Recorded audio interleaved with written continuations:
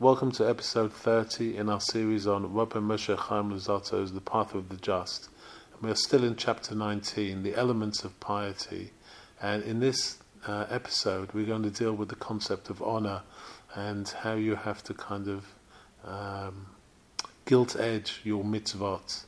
You have to afford them some sort of embellishments in order to honor the deeds. So the Ramchal continues. The sages of blessed memory have already cautioned us regarding the honor and esteem that must be accorded to a mitzvah. And they have said, and he quotes from Shabbos 133b, "This is my God and I will adorn him." This is from Shemot 15:2. Adorn yourself before him with mitzvot, with beautiful tzitzits, beautiful tefillin, a beautiful Torah scroll, a beautiful lulav. Similarly, they said in Baba Kama 9b, one should expend up to 1/3 extra for the embellishment of a mitzvah. Up to this amount comes from his amount, and I quote, "He will receive his reward in the world to come." That's Rashi, quoted from Rashi.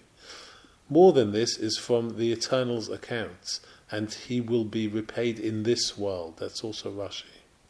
The wisdom derived from the lips of our sages of blessed memory clearly informs us that merely performing a mitzvah in a routine way is unsatisfactory. Rather, it must be honored and embellished.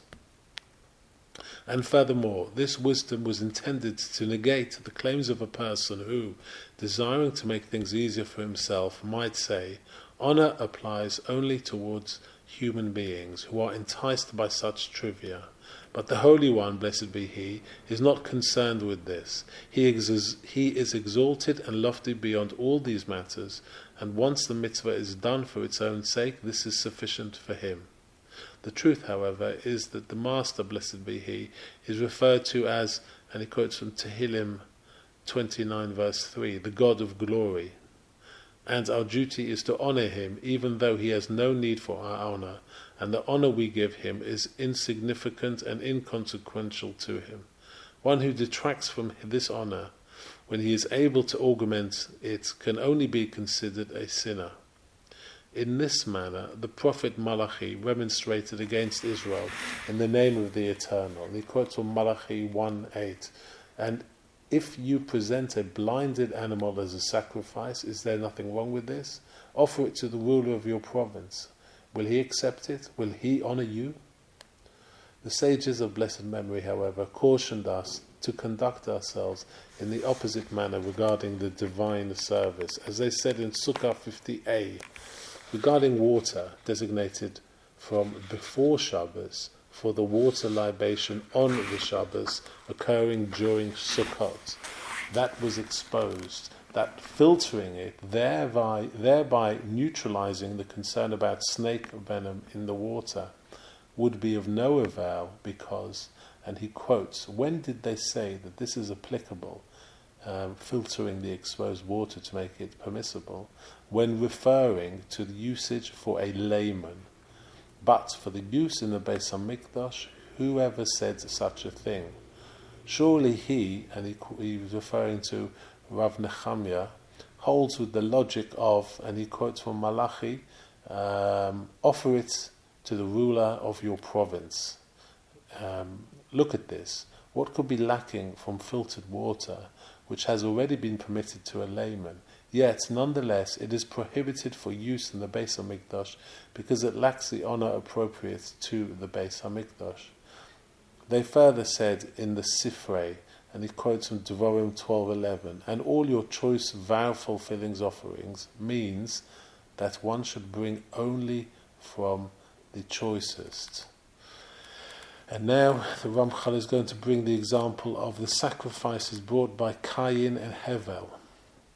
And the Ramchal continues, we also find this in the case of Cain and Hevel, how Hevel brought an offering from the firstborn of his sheep and from the fattest ones, whilst Cain's offering was from the chaff of the produce of the ground, as expounded upon by our sages of blessed memory in Bereshis Rabbah 22:5. And what was the outcome? And the Eternal showed regard to Hevel and his offering, but to Cain and his offering he showed no regard. That's from Bereshis 4:4. And it says also Malachi chapter 1 verse 14, "Cursed is the deceiver who has in his flock a choice male, but pledges and sacrifices a blemished offering.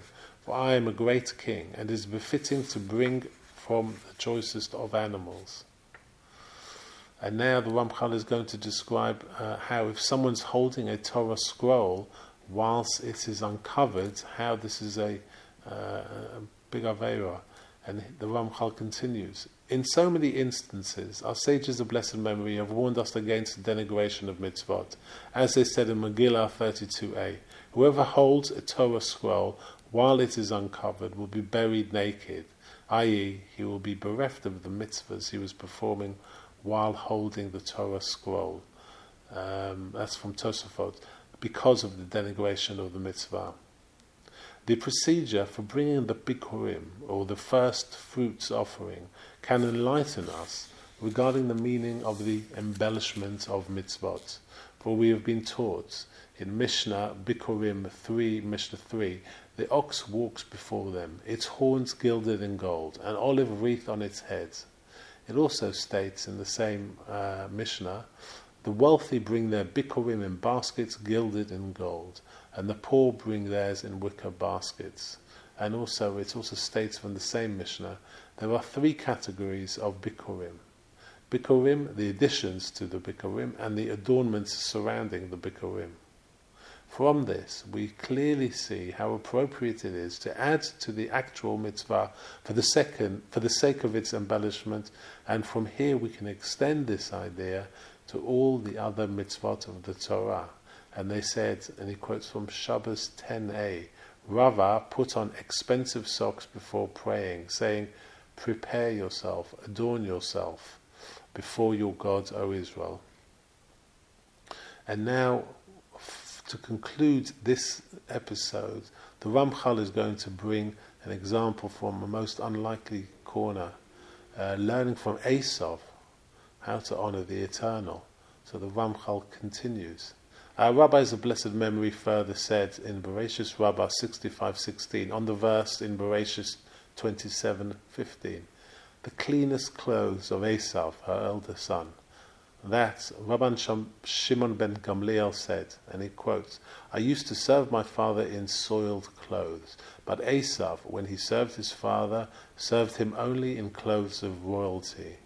Now, if this is the case regarding a creature of flesh and blood, it must apply to a far greater force to the King of all kings, the Holy One, blessed be He, before whom one should stand in prayer dressed in clothes of honor, and before whom one should sit in the way that one sits before a great king. So I think we're going to pause it there. And so many examples of how we must add a touch of honor to each of our deeds and treat them really as a serious thing. We must treat them even beyond if we were presenting something to a living monarch or king.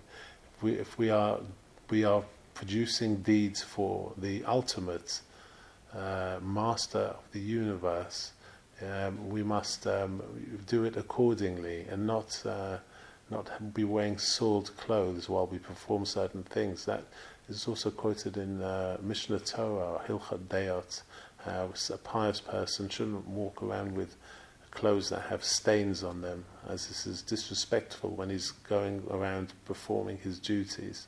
So, very interesting. And in the next episode, we're going to deal with honor regarding Shabbos and Yom Tov.